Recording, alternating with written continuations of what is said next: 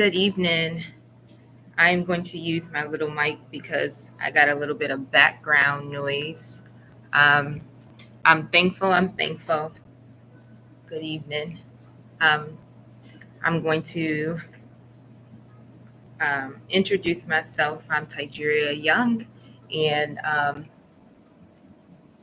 I am excited to do my live and share with you guys and talk to you guys about redefining identity. And this is going beyond the social norms, the cultural norms, and what even beyond our own norms of what sometimes we identify ourselves as, or how we perceive ourselves, or how others may perceive us. um, but anyway, once again, my name is Tigeria R. Young, and I am a wife, a mother of two, and of course a daughter of the Lord. I am a minister of the gospel of Christ. Yes, I've been a um, minister elder for about 12 years. Um, but yes, all in all, first and foremost, I'm the daughter of the Lord. And right now, I enjoy being a mom. I enjoy being a mother and and a wife. I love, love, love my family. Um, but anywho, I wanted to introduce myself a little bit and take this time for you guys to get to know me a little bit. And I'll be doing more lives so you guys can get to know me even more. But I'm gonna go ahead and to share this word. This is coming from this is actually about my group, from my group Healing Beneath the Surface, um, and basically just Healing Beneath the Surface is about it's a group for young women and women um, where we rebuild, equip, and empower young women and women to walk in healing and wholeness in every sphere of life. And I also have a mentorship group as well, um, called Reconstructed Women. Woman, woman, that's singular because, you know, but anywho, it's called Reconstructed Women. And I'll talk to you guys more about that later as we go on. But anywho, like I was saying, we're going to get into this word. And it's about redefining our identity, and it's going beyond. And of course, we know the foundational thing about our identity is knowing and holding our identity boldly in Christ. That is the foundation of our identity and what we need to build upon. And we know that society has society, our personal experiences, our cultural experiences, um, our environments, the things that we've experienced in life. Um, Sometimes they can shape and mold our identity. And we have to know that our experiences in different parts of our lives, that does not make us, it doesn't define us. But what does define us is what God has called us and ordained us to be. And that is basically, no, not basically, but it is sonship. It's his sonship. And I'm going to start off reading about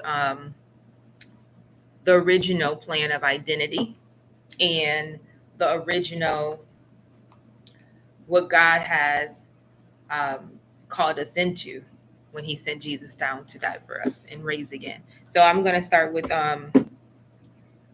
Genesis 1 and 26. And sure, we've heard it all before. Well, if you haven't, you're getting ready to hear it now. So Genesis, the first book of the Bible, in Genesis chapter 1, verses 26, it reads, I should have put my clip on so I wouldn't have to hold this, but it's okay. Um, Genesis chapter 26 says, then 1 verse 26 says, then God said, let us make man in our image after our likeness, and let them have dominion over the fish of the sea, and over the birds of the heavens, and over the livestock, and over all the earth, and over every creeping thing that creeps on the earth. That's Genesis chapter 1, verse 26. I'm going to read it again. It says, then I'm going to read the first part. It says, then God said, let us make man in our image after our likeness. In our image after our own likeness. So there, right there, we have the foundation right there of identity in who we were created to be and how we were made and how we were created in the image and likeness of Father, Son, Holy Spirit, how we were created in the image of God. And then after that, he says, and let them have dominion. So after he created us in that image, in that likeness, then he gave us dominion, because the original plan was God to create us, man, to duplicate and replicate him. That's the original plan, to duplicate and replicate him. And he gave us dominion over the fish, the sea, over the birds, the heavens, over the livestock, and over all the earth, and over every creeping thing on this earth. That's what God gave us dominion over. And that's how we were made. That's the foundation of what we were made in. That's the identity. Now, with that, that's the beginning. But what I want to share is this. There is doing a little bit of, you know, researching about some things. And when I was looking at it, it talks about how we have a few different type of identities, and but we know there's one foundational part of that. But you have a social identity, a personal identity, and this is from my own perspective. This is from what I do know, the foundation of God-given identity. But what I want us to understand about identity is that identity, um, it develops, it grows. The thing that's foundational about it is what we build it upon. So if we decide to build our identity upon a social identity, meaning a group of people that we belong to, let's say somebody belongs to a sorority or a particular denomination of a church, or whatever it may be. If you define your identity based upon that, then you are going to get shaped and molded by that particular group of people or group that you are involved in. There's also something. There's also, like I said, the personal identity. Now, personal identities, like I was just sharing before, is about basically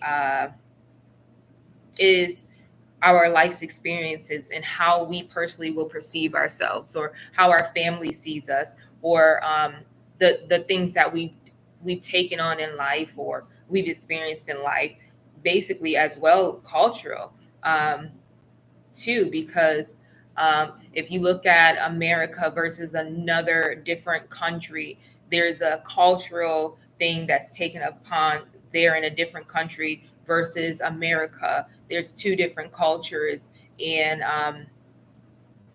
when we have these are embedded in us. And so we adapt to these things. We are shaped and molded by these things, which are things such as our environments. And our environment can really shape our identity, or even our circumstances or traumas that we go through. As I said, life experiences, these are the personal identity things. And then, as I just read, from the foundation of God-given identity, who God says that we are.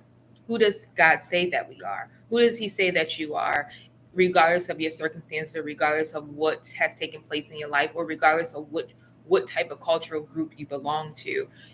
He's saying he has a particular thing. He's saying something that's foundational, who you really are. And so what I want to say is that basically how we can how we are in this, how society and how things have been going throughout life certain type of experience and traumas and different circumstances have could have shaped, our identity. And sometimes when we allow these different things to shape our identity, sometimes we become stuck in a certain part. So even in that process of identity, it's a personality. So sometimes we get stuck in a particular part of our personality or a particular part of our lives, and we can't seem to move past that. And we attach that, and it becomes embedded in us, and that just goes with us. Now, everything that sticks with us is not a bad thing. As I said, our identities, they develop, they grow. Because I think about even myself I'll use myself as an example. I was one person before I got married, but after I got married, I became a wife. So therefore, it was a whole identity change. My last name changed. It was no longer my maiden name. It was a different name. So a whole change took about. And then after that, I became a mother. So these different things took about. So my identity has changed and developed, and it has grew into something else. But on the foundation of that, it's embedded in the fact that I'm a daughter of God. It's embedded in the fact that He made me in His image, in His likeness, and He gave me dominion over the things upon this earth. So it's embedded in that. And so instead of it being embedded in certain circumstances that I have, or certain circumstances that I face, is shifted and it's became embedded. It's embedded in who God says I am. So these are things I want us to look at.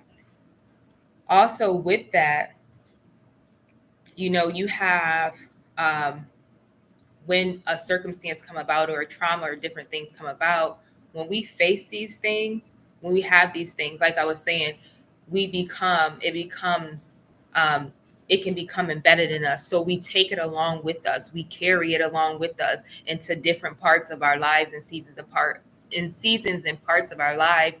And we need to be healed from those things, we need to be made whole from those things. And with that, we have to understand that when we come into Christ, we're a new creation. Now, when we give our lives to Christ, we become a new creation. Now, when we come into Christ, I'm not saying, we all know we're going to face things. That's when you really face things, honestly. But you face a lot of different things, and sometimes, majority of the time, when you face these things, you're going to need the healing. You're going to need deliverance. When you come into Christ, you're going to need healing. You're going to need deliverance, because there was a past life that you did live. But you don't have to be defined by your past life. You're into a new life now, which means identity change, where your identity is developing. So I think about people, examples in the Bible, whose who identity had to change because they faced something different in life, or God called them to do something different in life than what they usually was doing. First person is definitely like Moses. Moses was raised by the Egyptians. He lived with the Egyptians. He was a son of the Egyptians. No, that wasn't his biological family, but he was raised with them. He was raised in Egypt. He grew up in that area. He learned all their cultural things. He understood what was going on there. So that was a part of Moses' identity. But then there came a point when Moses had to, where he started to feel uncomfortable, and there was convictions, and he, you know, murdered some people, and he ran away. He ran away because he didn't like the way that the Israelites were being treated. He didn't like the way that they were being treated by the Egyptians. So during that time, like I said, he ran. He ran. He went to a whole different land. And during that time, Moses began to grow, develop, and understand. He felt like he didn't know who he was when he did that, because all he knew was Egypt. All he knew was Egypt. All he knew was their culture. All he knew was what they did.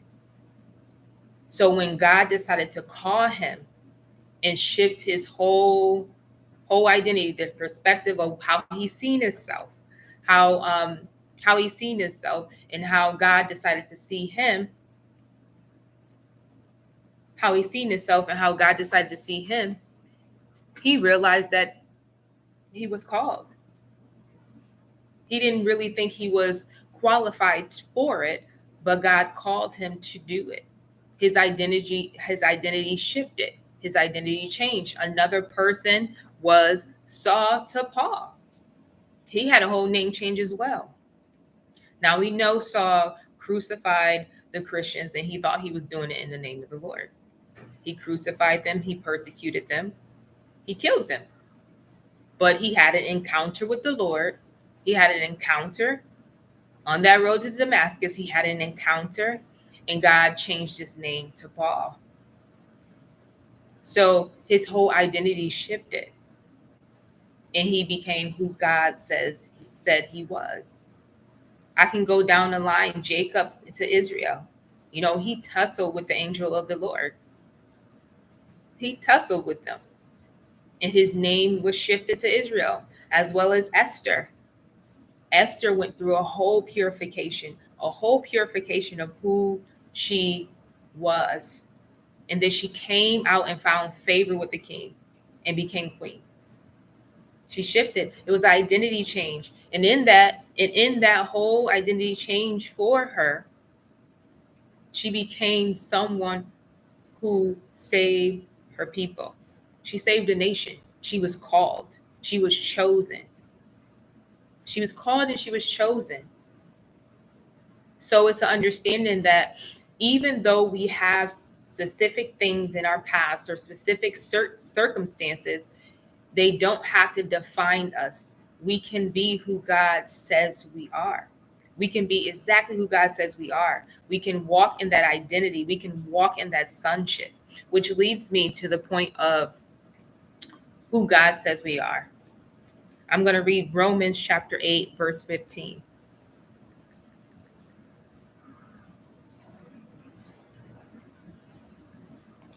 Romans chapter 8, verse 15.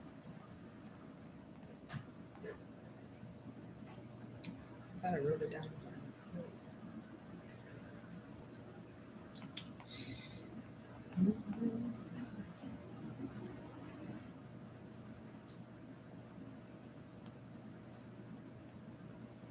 And it says, "For you did not receive the spirit of slavery to fall back into fear." Tells us right there, we did not receive the spirit of slavery, but you have received the spirit of adoption as sons. So you received the spirit of sonship, adoption as sons, by whom we cry, Abba, Father. The Spirit himself bears witness with our spirit that we are children of God.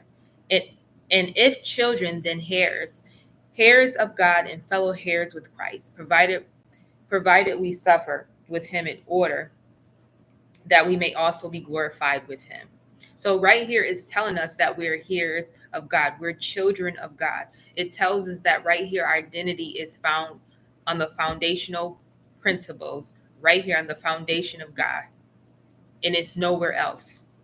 We didn't receive, when Christ came, we didn't receive the spirit of, we gave our lives to Christ, we didn't receive the spirit of slavery to go back into fear, to go back into captivity. No, you receive the spirit of sonship, the spirit of adoption, that we know now that we cry, Abba, Father. So we receive the spirit of adoption to go into freedom, to be into pure freedom, to be free in who we are, to walk boldly in our identity, to understand that this is who God called us to be. We didn't take ourselves and be in a place of, we didn't take ourselves and hold ourselves bondage to our past. Because sometimes when we decide to hold ourselves bound to our past, we won't be able to walk forward and move forward in who God says we are in our identity and walk boldly in that. We have to make the choice to walk boldly in our identity and not look at the past things, not what we did, not our past mistakes, not any of that.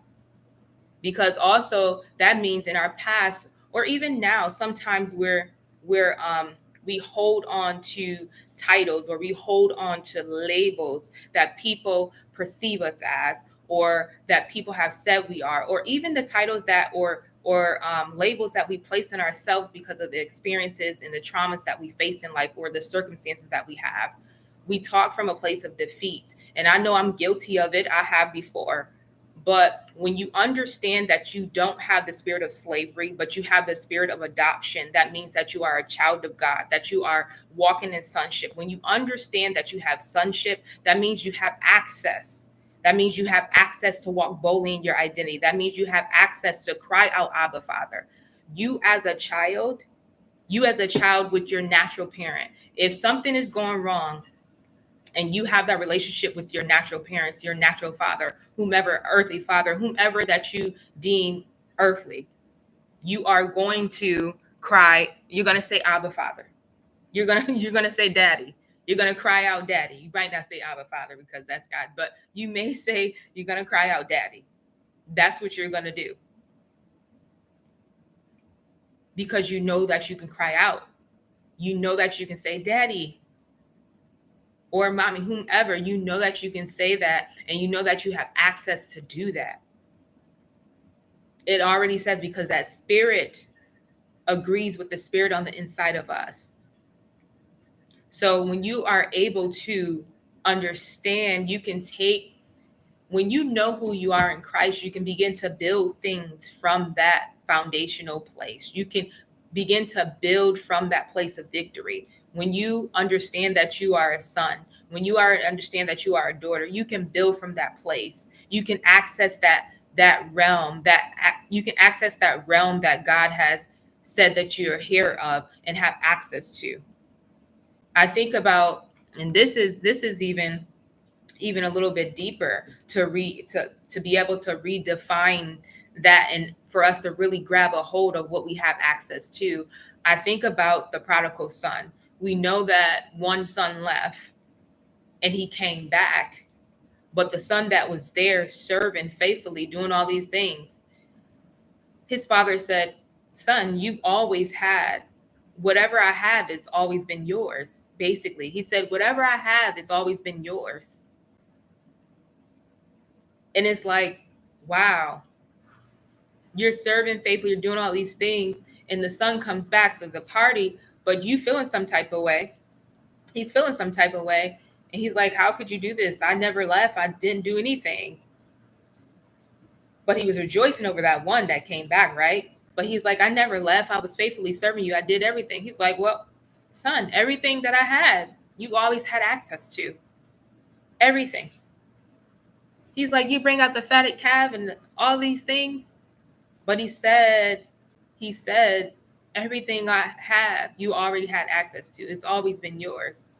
So if we look at that in a different perspective, we can see ourselves that we always have access to these things.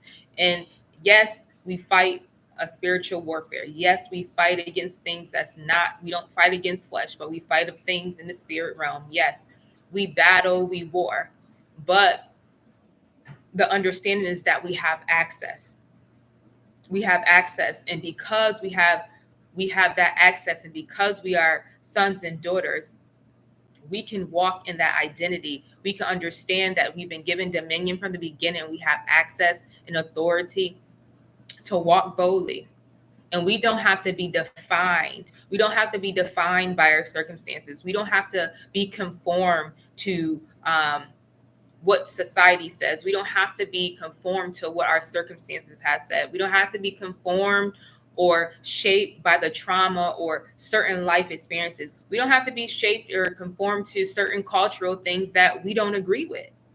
We don't. But when it comes to Christ, we have to understand that we have to even understand that we have to let go of certain cultural things that been with us, that carried us through our lives. We have to let go of them. Just like I shared, from being single to married, there's things that I had to let go within my personality as a single woman. And now I had to develop it to grow it as a married woman. Personality changes are not bad when you grow and you develop. You don't have the same personality as you did when you were a child. You grow and develop. There's some things that's really foundational in your personality, but there's a part of you that grows. It's a part of your identity that grows and be shaped and is formed and is transformed. It's definitely transformed when it comes into Christ. So we definitely have to understand that um, when when things take place in our lives, we don't have to be shaped and conform to those things. And yes, it's easier said than done, but understanding if we can build and look at things from a perspective and heal and come into wholeness in a place where we see ourselves as God sees us, we will become more whole. We will actually move in faith differently. We will walk boldly. We will be walk fearlessly. We will walk boldly a lot differently. We will come to him boldly and be like, Lord, just help me. We would do things a lot differently instead of moving in sometimes the society norms of saying this is how you're supposed to be, or this is how you're supposed to act, or this is the behavior you're supposed to be in. Now, there's when it comes to that, that's kind of cultural too with the behaviors. Um, there is particular ways that you could act or should act or whatnot. That's what happens when you're in when you have the cultural norms or the behavior things. But when it comes to that, there's certain convictions that you would just do have you would begin to have because it'll come from a genuine place instead of coming from a this is what I'm supposed to do. um, and even in walking into different um, sometimes walking into different arenas or different areas, different people who are from different cultures, you learn differently, you see differently, you understand their culture, and you begin to do it. When it comes to it, you begin to understand and honor and respectfully um, honor their culture or their cultural differences. Um, doesn't mean that you have to conform to them, but or yeah, be shaped to them or conform to them, but you begin to understand and you are given wisdom in those. So you can be still firmly planted on who you are in Christ, your identity firmly planted on who you are in Christ and not what a culture says or anybody says. So, but yes, one thing too, I want to also ask these questions for you. Well, not for you, but one thing too. I think I've already spoke on it though, but systems that challenge your identity. Now, I don't know, but I think peer pressure is still real. I mean, even as you grow older, even as adults, and I don't want to say it because peer pressure is usually used for the young people, and it's true. But I think also as you grow older, you have a pressure as an adult as well. You have the pressures to do certain things that you may not want to do, or be involved in certain things that you don't want to be involved in, or the pressure of society, like I said, and the pressures of certain parts of the systems that we have in our country, be a part of certain systems that we have in our country, but you don't have to conform to them. Um, we've been given that dominion over these parts of society, not the people, but the systems. And so, if we're able to walk boldly in our identity, we will be able to enter these systems and um, ask God to give us wisdom to change them, give us wisdom to change them to His will, His perfect purposes here on this earth. And also, of course, I spoke on it. Trauma is something that life experiences, is something that something that sometimes we develop a system. That's a system that's developed within us, and we begin to live out of that system of trauma or life experiences that have shaped and molded us. Like I said earlier, not all of the things that we face in life are bad or whatnot. But I believe, regardless of if they're bad or good, they shape us in a type of way where it forms our personality, our identity, and we have to know that it's a part of us being a human being, but the foundation of our identity is Christ, in the Christ's image and His likeness, in God's image and likeness.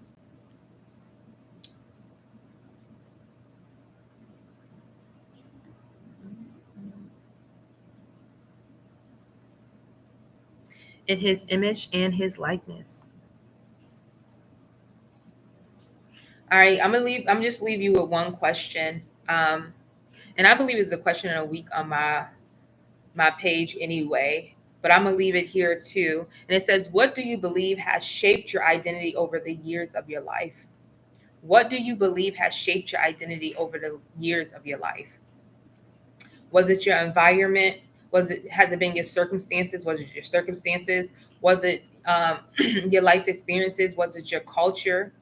What has shaped your identity over the years of your life? What has shaped it? What has shaped your identity over the years of your life? I think that's a good question for us to sit with. And I think it's a good question to actually answer for yourself, and to understand that no worries, your identity is going to develop, your personality is going to develop, things are going to shift, things are going to happen. But it's key to understand that what you build that your identity upon.